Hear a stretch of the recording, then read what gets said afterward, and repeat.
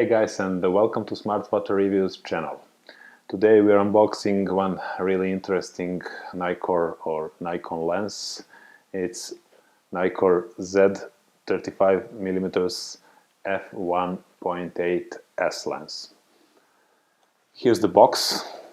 The box of the lens is redesigned if you consider the previous Nikon boxes, which were of retro golden design. This box is, as you can see, black with yellow and white details, which is something a bit better in terms of design if you ask for our opinion, because it fits better the Nikon cameras, which are all black.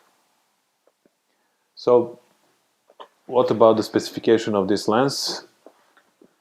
It has a filter thread of 62mm. The hood is supplied.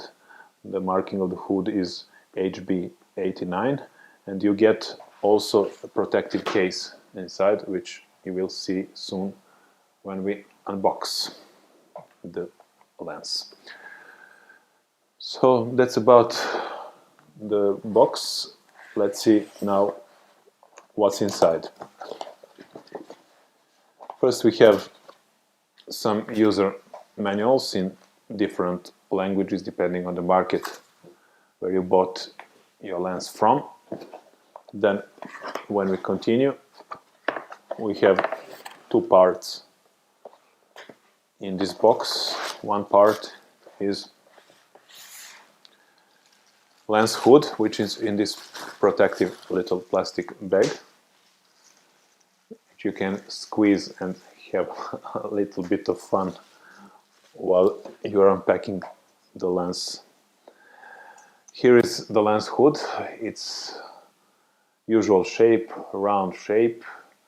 As I said, the marking of the lens hood is HB89. It is made in China, as well as the lens. You can see the markings on the hood here. On the other side, it says only Nikon in white letters. So the quality of this lens hood is standard, we can say. Let's go with the lens. Here is the lens in another protective bag, and along with lens is a carrying pouch or little protective bag for the lens, which is different than before, so it is redesigned and looks like this. As you can see, you slide the lens in this little pocket and then cover it with this little bag, and that's how you protect it when you need to carry lens somewhere around. Let's unpack the lens from this protective little plastic bag. Here is the lens. Its new design. It's S series, as you can see on the lens, 1.8 S. That S maybe means like something superb quality or some kind of excellence, which is a new design on the Nikon. On the other side you have this switch for changing manual and autofocus, along with marking Nikkor S, which is the series of this lens. So to judge the quality of the lens, you can smell it, provided it's made in China. There's no sign of that unique low quality of Chinese materials. Part of the lens is made of metal, this lower part. The upper part of the lens is high quality polycarbonate, so plastic materials. Also, the lens caps or lens covers are redesigned. As you can see, it's not Nikon in white letters anymore. Now it's Nikkor written into the plastic engraved. And back cap also Nikkor. So that's about the lens caps. Let's see the actual lens. As you can see, you have markings for focal length, you have markings for maximum aperture, and markings for, let me get you this in focus.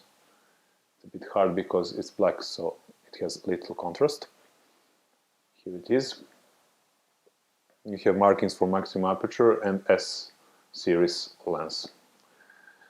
The major upgrade of this series of lenses and cameras like Nikon Z6 and Z7 is the mount. The mount is much bigger than it was before. The hole in the camera is bigger, so it's possible to make lenses which are sharper from edge to edge of the frame, and also make lenses that have bigger maximum apertures, along with making them smaller than before with those big apertures, which is excellent for future technologies. We haven't seen such kind of lenses yet, but we are expecting them. So that's about the lens. Let's conclude with some general thoughts about 35mm focal length lenses. So some people just can't live without them. Some people hate them or don't respect them, don't ever need them. So the crowd is divided in two parts. I was the one who thought that 35mm is something I really don't need. But after using it for some time, not this lens but previous 35mm lenses, I kind of switched to the other part of the gang. So I'm now someone who cannot live with 35mm. It's great for environmental portraits. You can get close enough to the subject, but not too close to disturb your subject. And you can get a lot of the environment, the background, in your frame, so to tell some kind of story. So for stock photography, for little groups of 3 to 8 people, for environmental portraits, this kind of lens is really exceptional. It is wide enough, but not too wide to make geometrical distortions, perspective distortions, and to ruin your images. So if you don't have a 35mm lens and consider buying one, and you want to go mirrorless, then this is the best 35mm lens that is around. You can compare it to Sigma lenses of 35mm 1.4, but when you put a FTZ adapter on Sigma and put it on your camera, then you get a bulkier configuration than if you use this lens. This lens is a little bit pricier, of course, but it has the newest technologies. It's really superb in sharpness, which you will see a bit later on when we do some additional tests. And if it's something that fits your budget, then this lens is something we can really recommend to you. Thank you for being with us, and until our next upload, we wish you all the best, and bye-bye from Smart Photo Reviews channel.